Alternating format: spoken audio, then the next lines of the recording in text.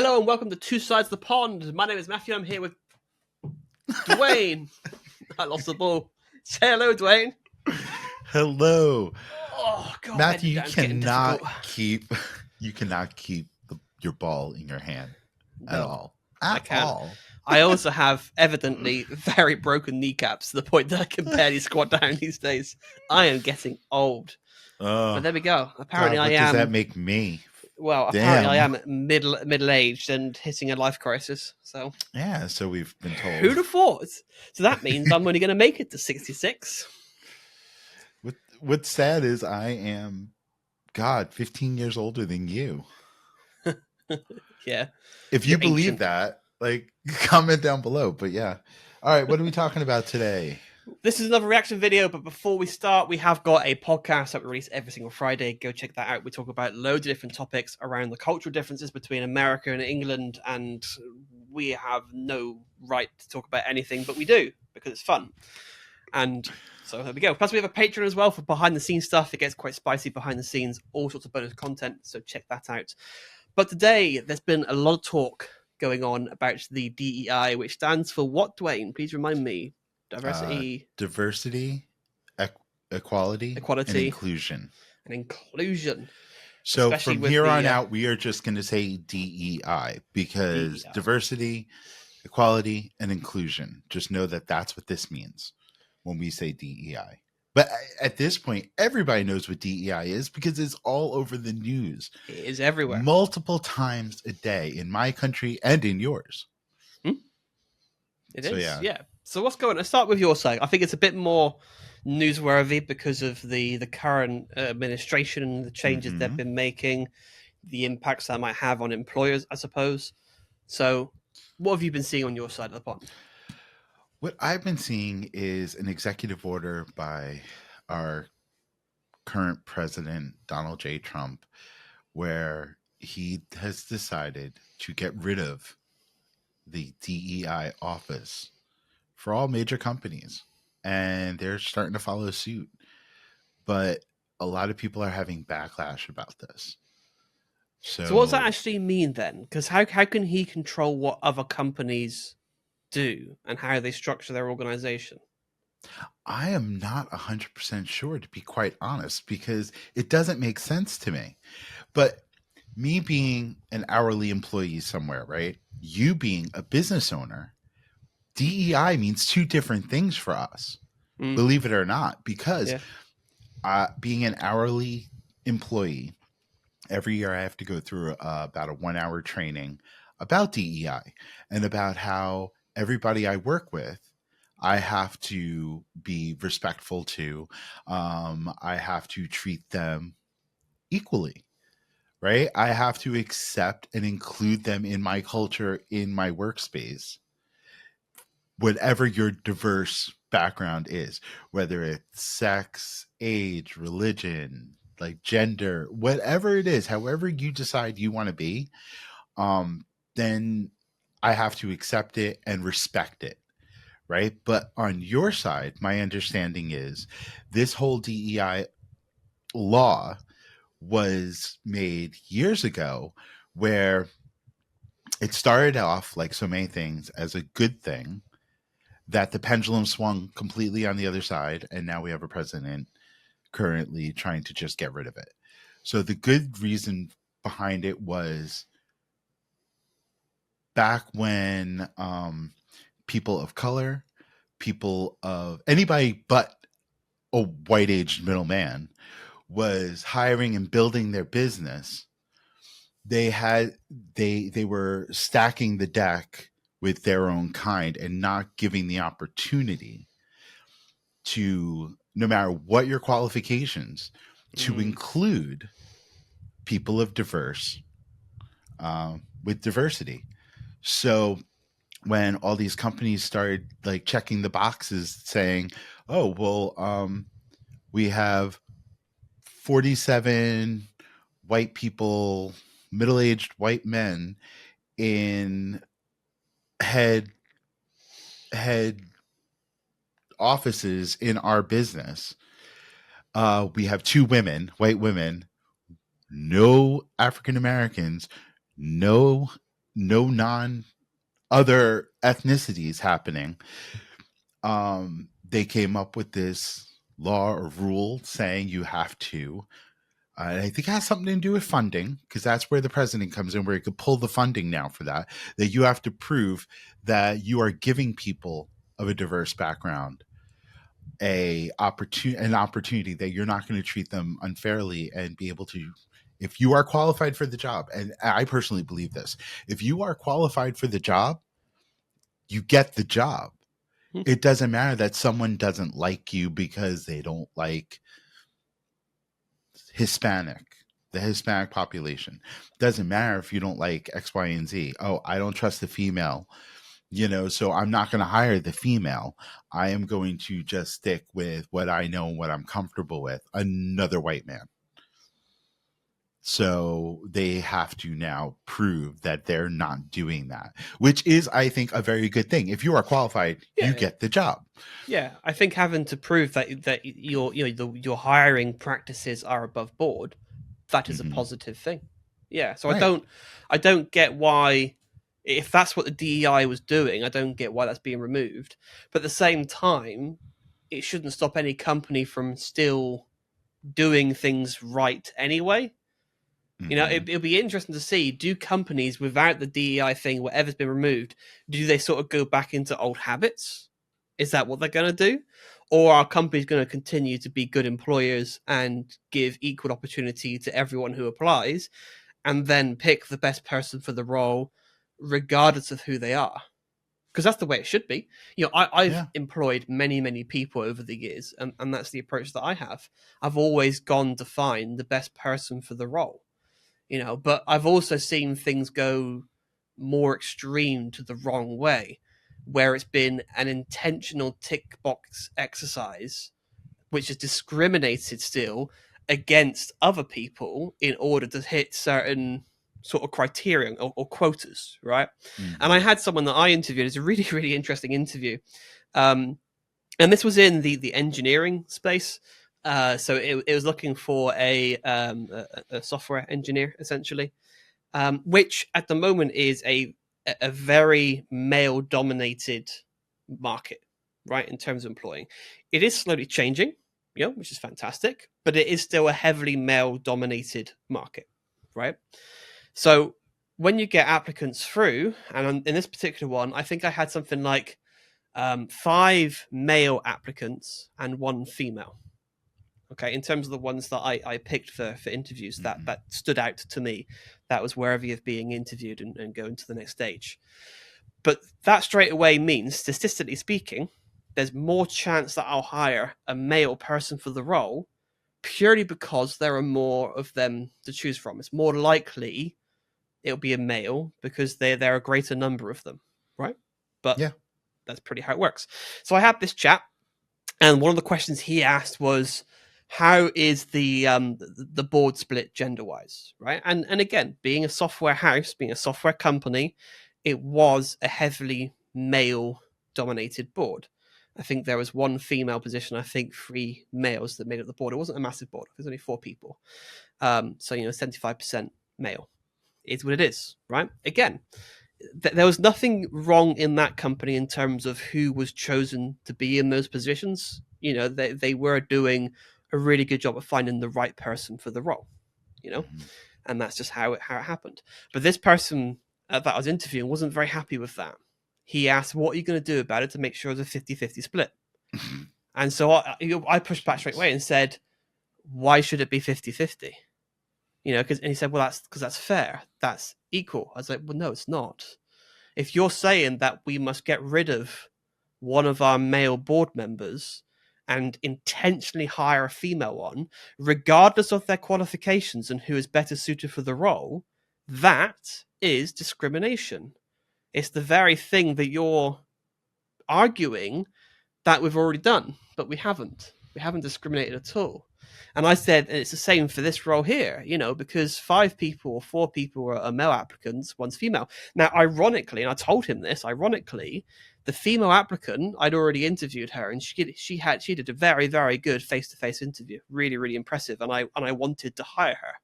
And I told him this, that she is my leading applicant, ironically. But that was because purely she was the most impressive on paper. Simply down to that. And I said to him, I said, I will never hire someone to tick a box. I am always going to hire based on who I believe is best suited for the role. And that has nothing to do with gender or religion or anything Right. like that. It's about the job spec. And I believe you 100%, but there's always that room for human error. Where define human error, though. Going to human error as in not you, but I'm talking about there's always going to be that person that's going to find something wrong with somebody on paper and not give the person who is qualified the job because of they didn't like the way they talked. They didn't like and that's not the okay. color. They didn't like. No, I'm not talking about you in this situation. No, but I agree because but that's not okay. That hiring practice is not acceptable. And this is what I mean by regardless of this DEI thing that's been scrapped or whatever, it doesn't stop any company from having good modern hiring practices in place the same way like I do it. For example, I'm not saying that I'm perfect with how I do things, but my sort of approach to it of finding the best person, making sure everyone is treated fairly regardless of anything else. Because when it comes to me, I don't really care much about their background at all. I don't really care much about their work history either. I glance over their history. I'm looking for key skills that match the job spec, and I'm primarily looking for a personality sort of fit. For me, the personality is really good. Yeah, but because the thing is, you can teach anybody anything, right? I know, I agree with you. I'm just thinking in my head how many times I've lied on an application anyway and put a phone number of something for someone who I know and be like, hey, listen, do me a favor. If so-and-so calls, I worked with you between these dates and yes, you'd rehire me. And I was great. Yeah, I don't look at it. In every interview that I have, the first thing I say to them, obviously I do introductions of myself and the company, and then I hand it over to the applicant and I said, tell me about yourself. Just, tell me your story. And it's just an open floor of them. They talk through their experience, what they've done. I say, highlight some things, some skills you have that align with the job role. I'm looking for that spark of this person has an appetite to learn. This person excited about this company, excited about this position. I'm looking for someone that I think will blend very well with the mix of the team, because that's what it's about. It's about teamwork and finding personalities that gel well together. If you can find that, you can teach anything. Again, as long as they're in charge, they obviously have the ability to learn software. They can't just take you can't just take someone who's used to being a waiter in a restaurant and then throw them into brain surgery and think, I'll be fine. It doesn't quite work that way. You know what I mean? But as long as they're in the industry of software, it doesn't matter if they're lacking in some of the skills. As long as they have the core things and that appetite to learn, it's really, really easy to find a good person. And going back to the one that, this girl that I wanted to hire, I did end up offering her the role. Unfortunately, she chose another job. She accepted another offer before I got a chance to offer the role, which is very disappointing.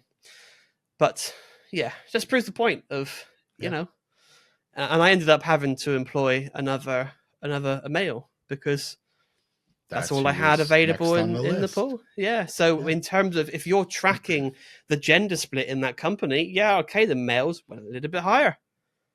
But we weren't doing anything intentional for that. It was just that's who was presented to us. We picked the right person for the role.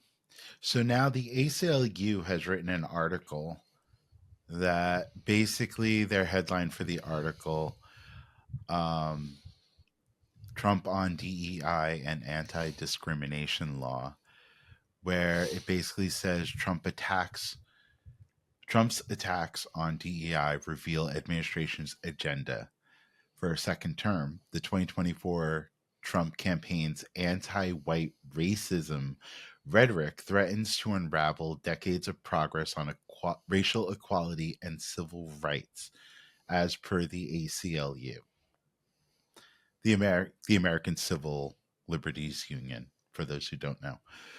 So I just think it's crazy that I don't know where this administration is going. I think he just wants to go down in history just for changing stuff. It's going to take several presidencies to go back a little bit. Yeah, but I keep coming back to the same point, though, that you don't need to have a DEI law for a company to be a good place to work.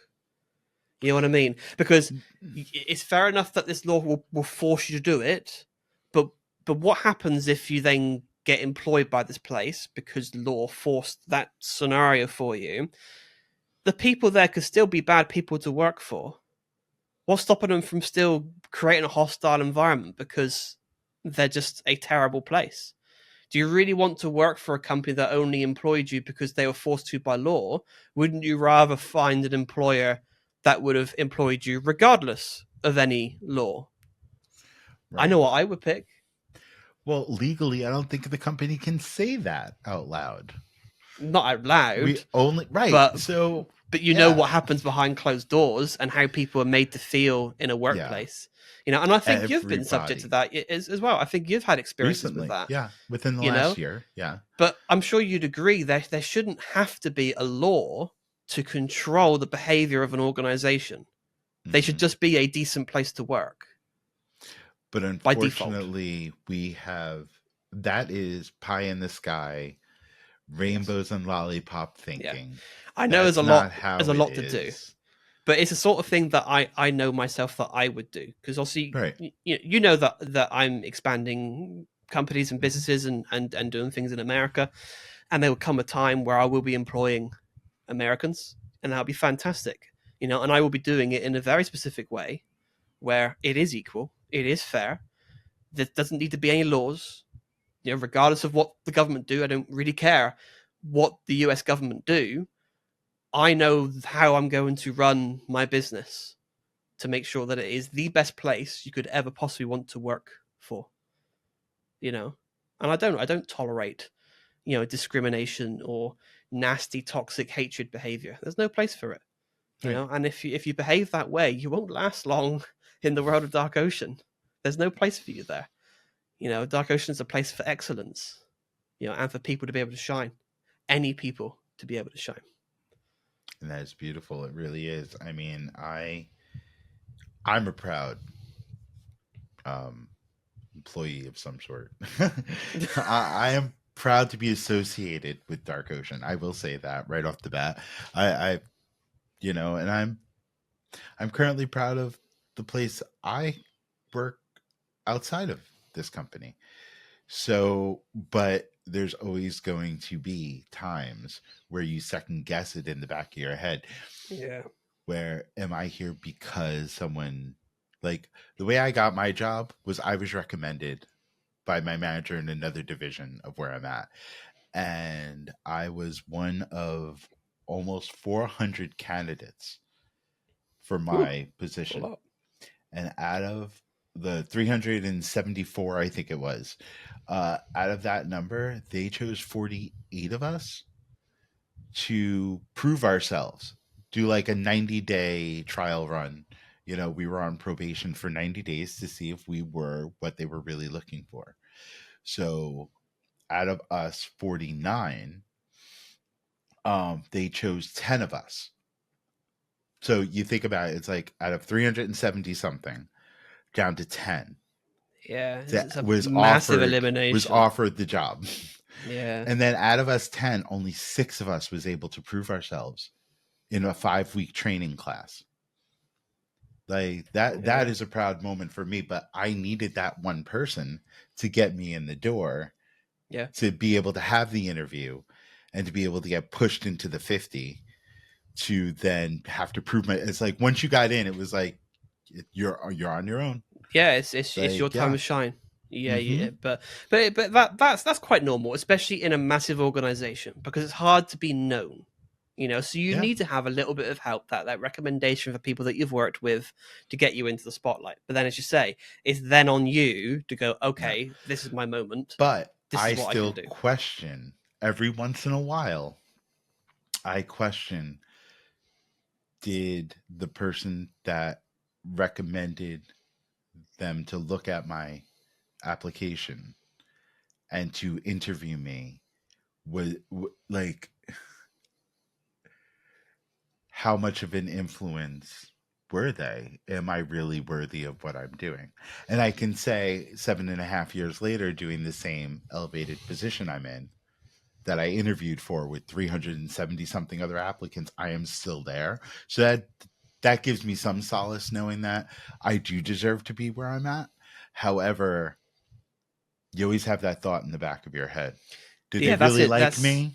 That's They, imposter like, syndrome. That is. is We all, that? yeah, we all get it. I get it. I get it quite a lot as well, where I question myself whether I'm good enough, whether I have the right technical knowledge to do what I do, whether I know as much as I'm supposed to know in order to sort of lead and teach and Like, mentor. who the hell is this guy think he Yeah, is to be able to yeah. do what I'm doing? Yeah, I get it. I get It's it. normal. It's normal. But as someone who's experienced you in your work, Hmm. not just here, but in your other job where I've actually been on the receiving side as a customer, you are absolutely a worthy for that role without a doubt. Thank you. Because I've come across many people that do what you do Hmm. over the years, and you are by far the best. No one else has come close. You know. Thank you. But that should be obvious because you're the only one that I still have contact with. You're the only one I asked to see when I returned to redo the thing that I did. Right. I've never done that before on anyone, and I think you're the only one I've tipped as well. I think you're the only one I've actually tipped. Well, when it comes to DEI, I just would like everybody to frigging just, I would love, and this will never happen. I totally understand that. I would love the interview process to be factual, not read someone's name and go, oh, I don't like them by their name. Yeah. Oh, they're Italian. Oh, no, we don't want another Italian here. We don't want another female here. We don't want another Hispanic here. I would love for it to just be so factual. Take out the name, the gender, the age, like take it all out and just focus on the rest Yeah. and move forward from there Yeah. somehow. Because I don't You even know, want to track that information. If I have employees, I don't personally. There might be again legal requirements for this, but I don't personally think we should track the gender or their well, there won't be religion any or their legal part age. of that anymore because he's getting rid of it. Yeah, So it's that's the fair, whole point of this. but Like, yeah, but I mean, but from if you just flip that on its head, the point mhm. of that is, in a system where you keep track of all your employees, it should just be the names and their job titles.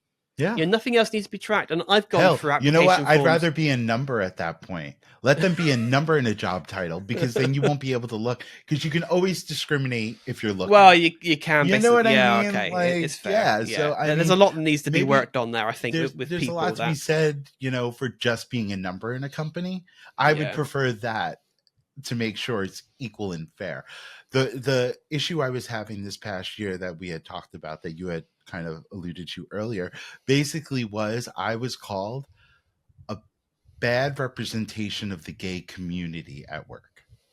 I don't even know how someone can be a bad Yeah. representation. How does that even make any sense? Because I was friendly and respectful to somebody who had a different point of view that came off as outside of work in social media, because they look in social media now. They Mm, were looking at their profile on one of their social media accounts and they're like, oh, this person's very right wing, this person's very Republican, and all Republicans hate gay people, and he was a white male, so he must hate the blacks, he must hate everything but himself. And because I treated him with respect at work, a part of my DEI training, and I said, hey, to the other person who was not treating him respectful in front of me, I said, hey, you know what? Let's just be respectful here. Let's just, let's lead by example. Let's just be respectful. And that's what ignited you're a bad representative of the gay community if I'm mm, going to be respectful to somebody who doesn't like me. yeah, that is Mind something you, I've seen. yeah, I Like, don't I 'cause don't understand it. There's definitely a bigger issue in America, I think, compared to the UK when it comes to. I mean, we do have this in the UK, but I don't think it's as extreme. There does seem to be a big thing in America where people will hate those that are the opposite end on a political view point of view, as if it defines who they are as a person, where it doesn't. We're all entitled to have our own preference. The whole point of an election is to decide what benefits you personally the most. And there's no right or wrong answer, really. There's not. Everyone has their own needs and wants in life, and you vote for the person that you think is going to make your life better for that period of time, And if people think that Trump's better for them, then fine. It might not work out great, but if that's their belief, fine. But they shouldn't then hate people that think differently to them, and people shouldn't hate them that think differently as well. It's like it just makes no sense to me that people put so much energy into hating those that have a different view. You can still be friends with people with different views, and that is what this podcast really, I think, is about. We are probably the closest of friends, you know what I mean? And we don't always see eye to eye. We don't believe the same things on how to run businesses, and it's just different things, just different topics. We just don't agree with them, but that doesn't change the fact that, like, I respect you. You know what I mean? I don't not like you because you say Lori, and I have to sit there and scratch my head and be like, what the fuck is he talking about? Like, know, I don't be like, oh, stupid Englishman. Like, what the hell? And that's like, I don't like you because you're not from here, so you couldn't possibly be friendly. Yeah. And that's the thing. There's nothing wrong with, and we chat about things, we express our opinion. We've never held that against each other. It's just a conversation. We just listen, and then we crack on with things, and that's how everyone should be. And the world would be a happier place if people just stopped with the hate. The amount that I see online, especially people behind a screen, keyboard warriors, courage. And just typing nasty, toxic stuff, especially those that try to call out somebody and point the finger and make it out that they're the problem. The irony is the person writing the comment is the issue. And it's this weird vicious cycle where they're hell-bent on calling out people for being the problem in the world, but they are the very thing that they hate. They hate themselves so much. The irony in it all. Yeah. And it's people just need to, I don't know, just go outside and just touch some grass. Like, seriously, just get a bit of sunlight, a bit of, what is it? Vitamin D? Yeah, is it vitamin D? Vitamin. Yeah. I need...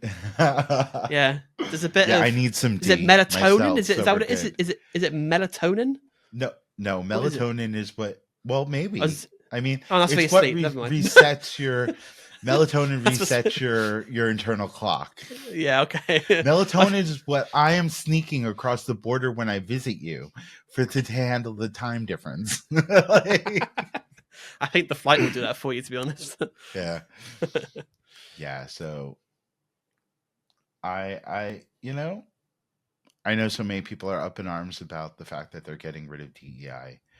And they want to get rid of DEI in major companies. And I don't know if it's a bad thing. I don't know if it's a good thing. I want to know what you guys think. You tell us down below what you think. Keep it friendly. Yeah. Keep it friendly. We'll definitely respond. And I want to hear another point of view. Absolutely. So, yeah. So I think that's good on this. Hey? It does, yeah. But check out our podcast every single week. We have another topic that we talk about, and check out our Patreon as well, where we have lots of behind-the-scenes content for more quirky madness from this American over here and me, the Brit. Thanks, guys. Have a great night. Bye.